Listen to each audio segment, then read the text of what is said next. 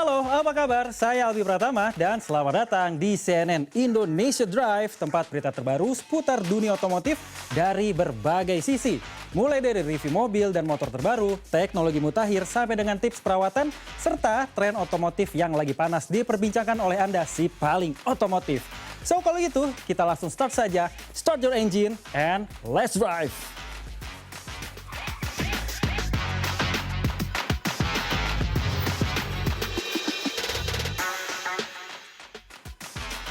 Mudik merupakan salah satu tradisi masyarakat di Indonesia saat Hari Raya tiba. Selain menggunakan transportasi umum, tak sedikit pula yang memilih untuk mudik dengan menggunakan kendaraan pribadi seperti mobil. Sejumlah persiapan pun harus dilakukan agar perjalanan mudik berlangsung aman dan juga nyaman. Muhammad Ahadi berencana untuk mudik ke kampung halaman pada Lebaran tahun ini. Pria yang bekerja sebagai pegawai swasta ini akan mudik dari Bandung ke Purworejo dengan menggunakan mobil pribadi. Sejumlah persiapan ia lakukan agar perjalanan lancar. Salah satunya dengan melakukan pengecekan kendaraan untuk memastikan mobil berada dalam kondisi prima. Menurutnya pengecekan kendaraan menjadi hal penting mengingat waktu tempuh perjalanan dari Bandung menuju Purworejo bisa mencapai lebih dari 12 jam saat musim mudik. Selain itu, ia pun biasa mengatur waktu keberangkatan dan mempersiapkan fisik agar tidak lelah saat mengemudi. Biasanya lebih besar soalnya lebih banyak yang dicek. Takutnya kalau mudik jauh kan di jalan bermasalah gitu kan. Nah, dengan diservis yang lebih detail, kemungkinan untuk lancar lah di jalannya. Ya paling stamina aja sih, jangan kurang tidur aja. Soalnya biasa kan kita mudik malam ya. Jadi kalau kurang tidur kan nanti di jalan ngantuk dan lainnya. Mungkin persiapannya itu aja. Menurut teknisi mobil Jajang Nurjaman, pengecekan kendaraan wajib dilakukan sebelum berangkat mudik demi keamanan penumpang. Secara umum, beberapa komponen yang harus dipastikan berada dalam kondisi baik adalah mesin, suspensi, dan kelistrikan. Pengecekan kendaraan bisa dilakukan secara mandiri untuk beberapa komponen yang terlihat secara kasat mata, sementara pengecekan menyeluruh sebaiknya dilakukan oleh ahlinya di bengkel setempat. Sebenarnya ke bengkel itu tidak harus ada masalah sih Mbak, jadi perawatan juga kan harus dilakukan. Ya tadi saya bilang penggantian oli, kanvas rem, lampu-lampu, bila ada yang mati, wiper juga, itu kan dari sektor keamanannya juga harus dijaga gitu kan. Nah kalau memang ada masalah, itu bisa langsung disampaikan pada saat perawatan tersebut. Misalnya kurang tenaga, ada bunyi-bunyi abnormal di suspensinya, atau lampunya mati satu, bisa langsung dilakukan pada saat perawatan itu tersebut. Gitu. Makanya manfaat perawatan itu bisa sekalian perbaikan juga. Secara mandiri di rumah bisa dicek air radiator, kondisi minyak rem yang terlihat aja Mbak. Ya. Baterai barangkali ada yang longgar gitu kan. Lampu-lampu bisa dilakukan pada saat memanaskan mesin gitu kan. Di dalam juga di kabin bisa dilihat wiper langsung diperiksa. Biasanya wiper yang selalu terlewat biasanya. Wiper itu memang jarang digunakan, tapi pada saat diperlukan itu sangat penting karena untuk visibilitas saat berkendara gitu. Agar mudik berjalan aman, nyaman, dan lancar, selain kondisi kendaraan, hal lain yang perlu diperhatikan adalah kondisi pengemudi. Praktisi keselamatan berkendara dari Safety Defensive Consultant Indonesia, Sony Susmana mengatakan, pengemudi harus dipastikan berada dalam kondisi fit dan mendapat istirahat cukup. Sebaiknya pengemudi beristirahat setiap 2 jam sekali saat melakukan perjalanan mudik yang panjang. Pengemudi juga harus tertib berlalu lintas sebagai upaya menjaga keselamatan saat berkendara. Ada 5 jurus yang harus diperhatikan. Yang pertama adalah jaga kecepatan, yang kedua jaga jarak, yang ketiga melihat dan dilihat bagi si pengguna jalan raya, kemudian yang keempat toleransi sama pengguna jalan raya, yang kelima adalah mencari jalan keluar apabila ada hal-hal yang mengganggu selama perjalanan. Nah, 5 jurus defensive driving ini diterapkan, harapannya adalah kita sebagai pengemudi membawa kendaraan penumpang sampai ke tempat tujuan dengan selamat. Ia menambahkan sebaiknya pemudik juga mencari tahu rute perjalanan yang akan dilalui, termasuk jalan alternatif, sebagai pilihan untuk menghindari kemacetan panjang saat musim mudik tiba. Laisa Nisa, Rizky Rahadian, Bandung, Jawa Barat. Informasi ini pasti bakalan ditunggu oleh para pemudik karena diskon tarif tol akan diberikan di sejumlah ruas jalan tol pada arus mudik dan balik lebaran 2026. Di antaranya, Astra Infra memberikan diskon tarif tol sebesar 30% di ruas tol Tangerang Merak serta ruas tol Cikopo Palimanan.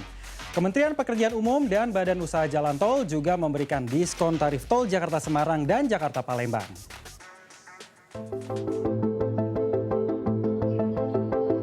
Menyambut mudik lebaran, sejumlah operator jalan tol memberikan potongan tarif bagi para pengguna jalan.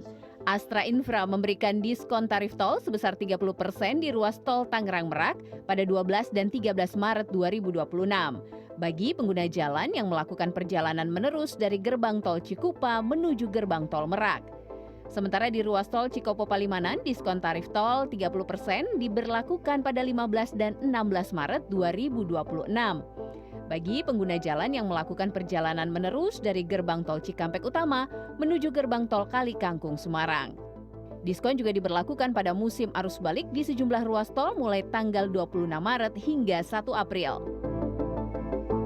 Kemudian untuk arus baliknya di ruas tol Tangerang Merak, diskonnya sama 30% diberlakukan pada Selasa 31 Maret hingga Rabu 1 April 2026 bagi pengguna jalan yang melakukan perjalanan menerus melalui gerbang tol Merak menuju gerbang tol Cikupa.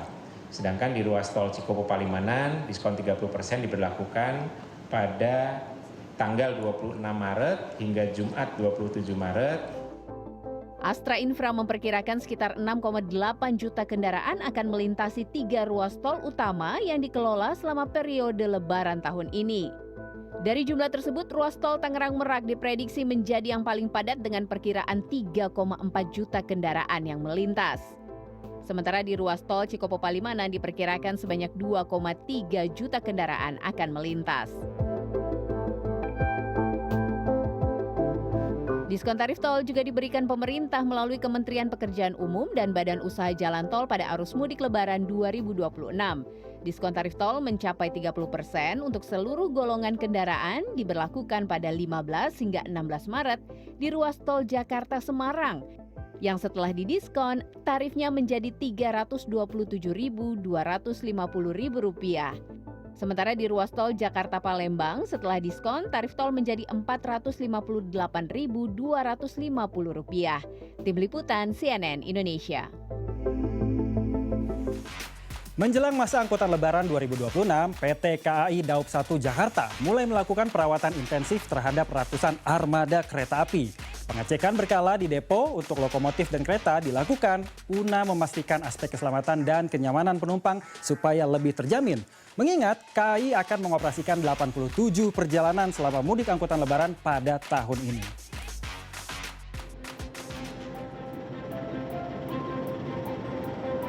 Lebaran tinggal menunggu hari. Ayo, siapa yang mudiknya naik kereta api? Sekarang saya lagi ada di Dipo Cipinang. Ini adalah tempat di mana seluruh rangkaian kereta api yang ada di Indonesia, khususnya di Daob 1 Jakarta, dilakukan inspeksi menyeluruh. Mulai dari rangkaian lokomotif sampai gerbong keretanya.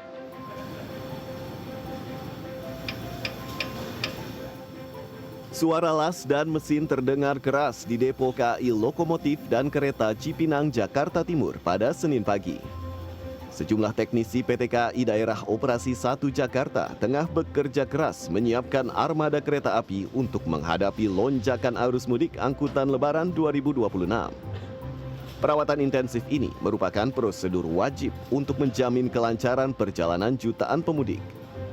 Depo KAI Cipinang melakukan pengecekan komponen teknis baik pada kereta lokomotif maupun gerbong penumpang dan kereta barang.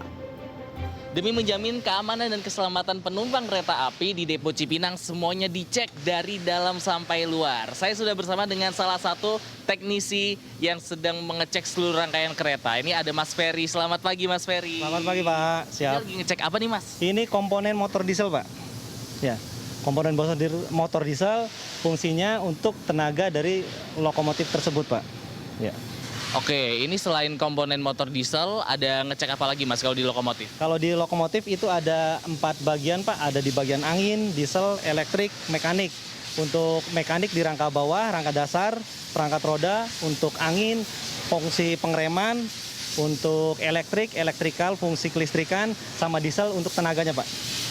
Ini emang biasanya rutin dilakukan atau karena menjelang lebaran juga Mas? Memang setiap bulan kita di monthly check ini perawatannya perawatan bulanan. Ada mencakup P1 bulanan, P3 bulanan, P6 bulanan, sama P12.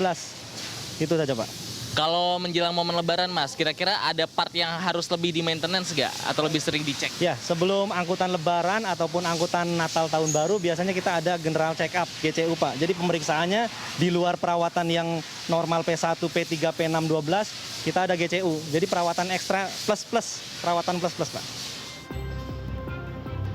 Tak hanya soal mesin dan keselamatan, aspek kenyamanan seperti pendingin ruangan atau AC, kursi penumpang, serta kebersihan interior juga dirawat secara menyeluruh.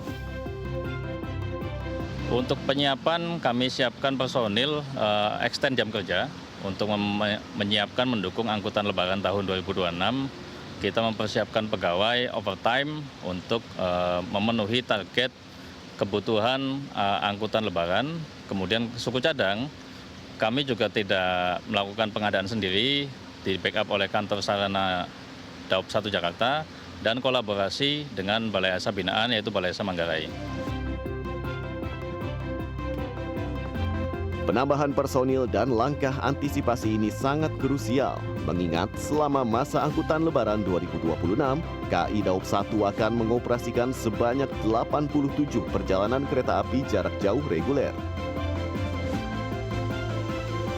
Jadi selama masa angkutan lebaran ini kita menyiapkan 68 kereta api reguler dan juga ada 19 kereta api tambahan lebaran. Di antaranya 12 perjalanan kereta api tambahan di keberangkatan dari stasiun Gambir dan 7 keberangkatan dari stasiun Pasar Senen. Nah, itu. Dan dengan kapasitas total selama masa angkutan lebaran itu di angka 1.076.000 lebih tempat duduk. Dan sampai saat ini yang telah dipesan oleh masyarakat atau oleh penumpang sekitar 59% atau 633.000 lebih tiket yang sudah dipesan. Jika penumpang memiliki keluhan tentang sarana dan fasilitas selama perjalanan mudik kereta api nanti, jangan khawatir, penumpang dapat langsung menghubungi nomor kondektur atau layanan pelanggan KAI 121. Dengan perawatan terjadwal yang ketat ini, PT Kereta Api Indonesia berkomitmen menghadirkan perjalanan mudik Lebaran 2026 bagi masyarakat agar semakin aman, nyaman, dan tepat waktu. Bintang Fatan, Andriawan Saputra, Jakarta. Setelah jeda, kami akan mengajak Anda untuk menikmati sisi lain wisata Kota Semarang. Bukan sekedar jalan-jalan, tapi juga menguji nyali di ketinggian di kawasan wisata Umbul Sidomukti di lereng Gunung Ungaran. Tetaplah di CNN Indonesia Drive.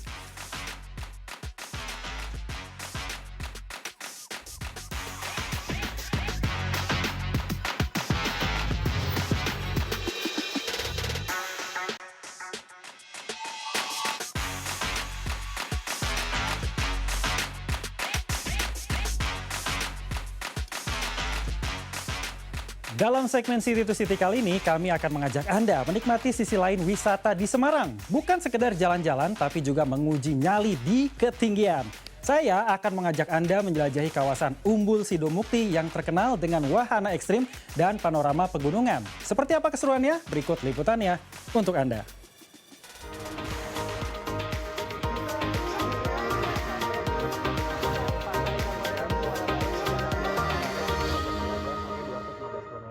In association with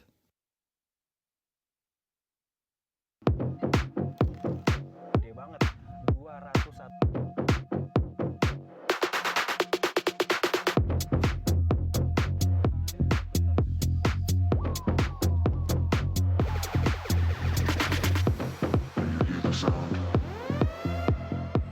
Mas Obi, wait. Ini koper aku masuk nih. Aduh, kamu nih lama banget sih dari tadi tungguin. Emang muat ya? Koper aku kan gede ya? Liatin aja, masih cukup banget tuh. Barang kita udah banyak. Ditambahin koper kamu yang gede banget ini. Tuh, Wah, masih ternyata cukup muat kan? ya Mas ya. Gede juga bagasinya. Kamu kalau mau tiduran di mobilnya juga masih bisa nih di bagasinya. Jangan dong, masa di bagasi. Ngomong-ngomong, kita mau kemana nih? Oke, di City to City episode kali ini, Kai, kita bakalan berlibur sedikit ke Semarang Atas. Karena di sana ada wahana ekstrim, jadi kita bisa bermain adventure ataupun petualangan sambil nunggu waktu buka puasa. Mau nggak? Boleh banget tuh Mas. Jadi nggak sabar nih. Tunggu apa lagi yuk? Berangkat sekarang. Kita langsung berangkat aja. Oke. Nah, tutup dulu, bantuin. Let's go. Perjalanan menuju Umbul Sidomukti dimulai dari pusat kota Semarang. Destinasi wisata alam ini berada di kawasan Bandungan, Kabupaten Semarang, Jawa Tengah. Mas Albi, ini bener nggak sih jalannya lo sini banyak tanjakan? Emang mobil keluarga ini kuat ya nanjak-nanjak kayak gini? Bener kok kayak ini rutenya. Nah, tapi kayak nggak usah khawatir. Karena mobil listrik yang lagi kita pakai ini tenaganya gede banget. 201 horsepower. Torsinya juga nggak main-main, 280 Nm. Bahkan kita naik pakai mode eco kayak sekarang aja, masih bisa banget diajak nanjak. Gitu. Wih, itu aku lihat banyak banget yang berlubang itu tuh. Mobil kita aman nggak sih? Wis, jangan salah. Walaupun ini mobil MPV, Kai, tapi ground clearance-nya termasuk tinggi, 180 mm. Jadi nggak usah khawatir mobil ini bakalan mentok kena jalan rusak ataupun bergelombang kayak gini. Plus nih ya, kalau kita jalan-jalan di jalur pegunungan, pulangnya kita bakalan dapat surplus energi karena mobil ini udah punya teknologi regenerative braking. Jadi pas lagi lewat turunan, ada brake assist yang bisa bikin mobil ini ngecas baterai listriknya sendiri. Jadi mantep kan? Wah, keren banget. Canggih juga mobilnya, Mas. Oh iya dong. Kayak tinggal duduk anteng aja, aku anterin ke tempat kita liburan nanti. Oke, sip. Hati-hati ya, Mas. Siap, Kai. Tenang aja. Pede banget sama mobil listrik ini pokoknya. Perjalanan menuju kawasan pegunungan memang dipenuhi tanjakan dan tikungan. Tapi pemandangan alam di sekitar Bandungan membuat perjalanan terasa makin menyenangkan.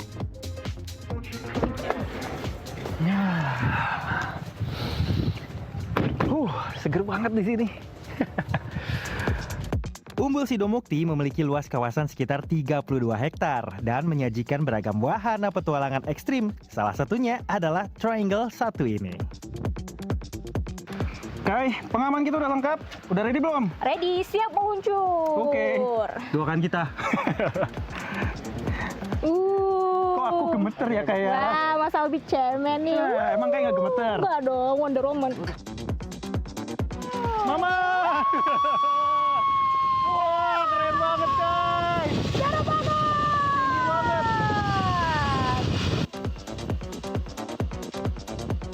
Sekarang ada Baduy Bridge. Baduy Bridge. Kita tanya dulu sama Masnya. Mas, ini Baduy Bridge ini panjangnya berapa meter kira-kira, Mas?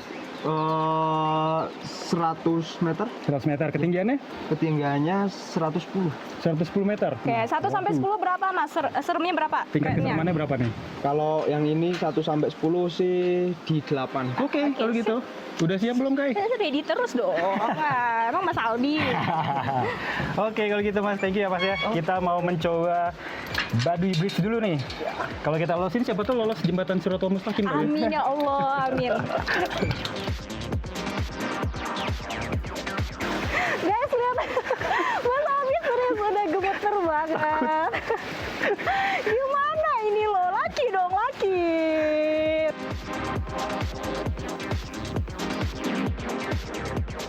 Oh. Wah, nih pemandangan 360 derajat.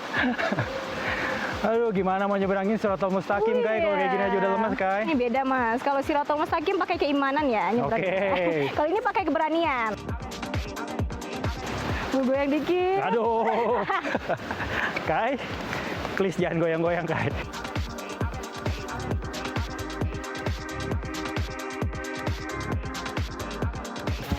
Aduh, ampun. Nah, setelah kita naik Triangle Bridge tadi, kita mau naik Flying Fox nih. Lutut masih aman, Mas? Kita coba ya. Nih, Oke.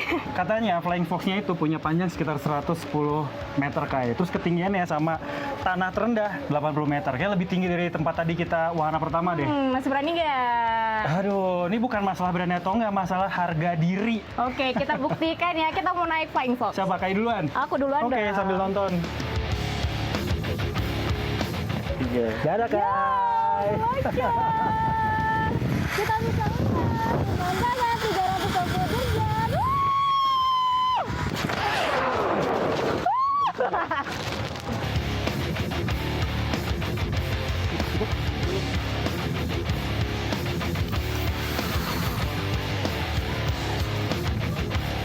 Kira-kira gimana, Mas? Gokil sih. Serem banget tapi nagih, pengen lagi. Lutut aman? Lutut sih aman ya, tapi mental agak terguncang nih kayak ini. Kai, kita mau kemana lagi sih, Kai? Aku yang ngajak ke sini kok aku yang dikerjain. Hah? Nah, ini nih Mas, tantangan selanjutnya buat Mas Albi, namanya Marine Bridge. Apa meneh iki ya? Nah, ini tuh kita ngelintasin jembatan ini, bentuknya jaring-jaring Mas, dari ujung sini sampai ujung sana. Kurang lebih ya tingginya 50 meter, berani nggak? 50 meter, Kai? Yoi. Dari atas sampai bawah situ? Yoi. Aduh. Oke, kita coba yuk, daripada banyak ngomong. Ya wes lah, ikutin aja nih anak muda satu ini nih.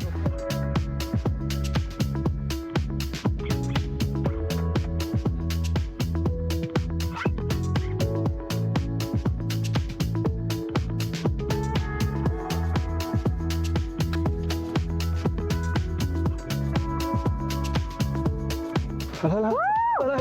Aduh. Wow. Jatuh gua. Lagi dan lagi juara bertahan tetap. Kai, tolongin, Kai. Pantainya. Kai. Wow, Mas Albi jatuh. Aduh. Kai, bantu Kai dikit lagi, Kai. Aduh. Wah, lagi dan lagi aku menang nih Mas Albi. Masih mempertahankan tahta sebagai pemenang wahana-wahana ekstrim. Gimana? Aduh, oke. Ngaku deh, kalau urusan ketinggian emang kalah nih. Tapi abis ini aku mau balas dendam sama Kai. Karena masih ada satu wahana lagi, yaitu balapan darat. Kita bakal balapan off-road pakai ATV. Dan waktunya balas dendam sama Kai. Oke? Siapa takut kita buktikan nanti, Mas. Napas dulu, dengkul masih gemeter. Setelah serangkaian wahana ekstrim di ketinggian, sekarang kita menuju wahana yang terakhir. Ini saatnya buat balas dendam sama Kaira, yaitu ATV Off-Road. Ini jadi wahana yang paling aku suka, Kai. Dijamin aku yang bakal menang, lihat aja. Dengan mesin 150 cc, tantangan ini bakal melewati tanah berbatu, tikungan tajam, serta tanjakan serta turunan di lintasan tanah alias off-road. Wow, finish! Kalah. Menang, akhirnya menang. Umbul Sidomukti menjadi destinasi yang menyatukan petualangan, panorama alam, dan suasana syahdu untuk menikmati sore hari. Juga, kawasan wisata ini memiliki banyak spot menarik lainnya buat bisa dikunjungin, kayak penginapan villa, kolam renang dengan pemandangan alam yang indah banget. Serta jika beruntung, pengunjung bisa melihat sejumlah gugusan pegunungan yang ada di Jawa Tengah seperti Gunung Ungaran, Telomulyo, Merbabu, dan lainnya.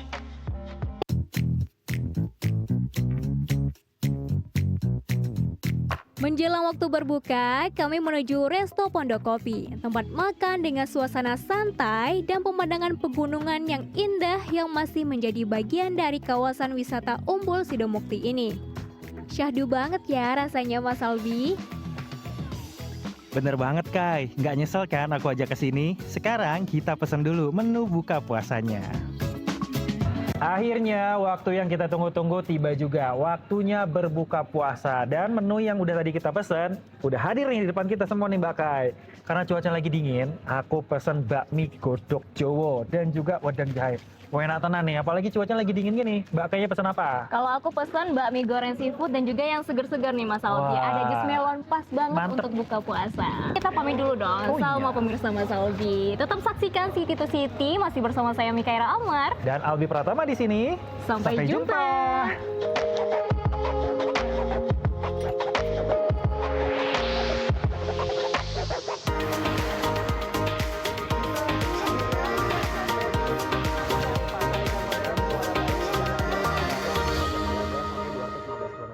In association with.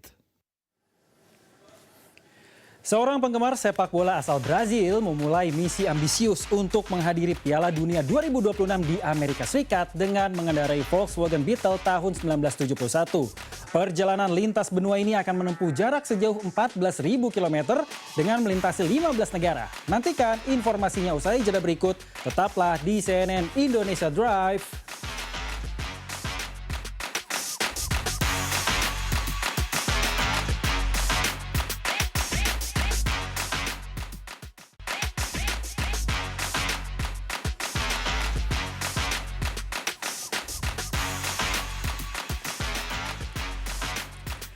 Seorang penggemar sepak bola asal Brazil memulai misi ambisius untuk menghadiri Piala Dunia 2026 di Amerika Serikat dengan mengendarai Volkswagen Beetle tahun 1971. Perjalanan lintas benua ini akan menempuh jarak sejauh 14.000 km dengan melintasi 15 negara. Bukan sekedar perjalanan biasa, aksi ini menjadi bukti gestur cinta terhadap sepak bola dan kecintaan pada otomotif klasik. Salut!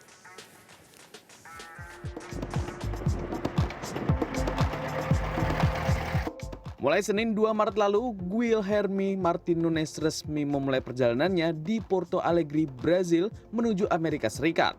Dengan menggunakan Volkswagen Beetle berwarna biru tahun 1971, Nunes berangkat ke Amerika Serikat untuk mendukung tim nasional Brazil di Piala Dunia Amerika Serikat mulai 11 Juni mendatang. Sebelumnya, ia telah menempuh lebih dari 75.000 km di 5 negara untuk mengikuti tim lokalnya Grêmio. Depois que eu concluí o ano de 2024, que eu vi que o Fusca é um carro que dá para ir onde tu quiser com ele, eu comecei a pensar, acabou a temporada, deu tudo certo. 2026, daqui um ano vai ter a Copa. Será que existe a possibilidade de ir para a Copa do Mundo com o Fusca? Comecei a pensar, né? Aí comecei a ver a questão de como faz para ir, se dá para ir rodando, se dá, se não dá.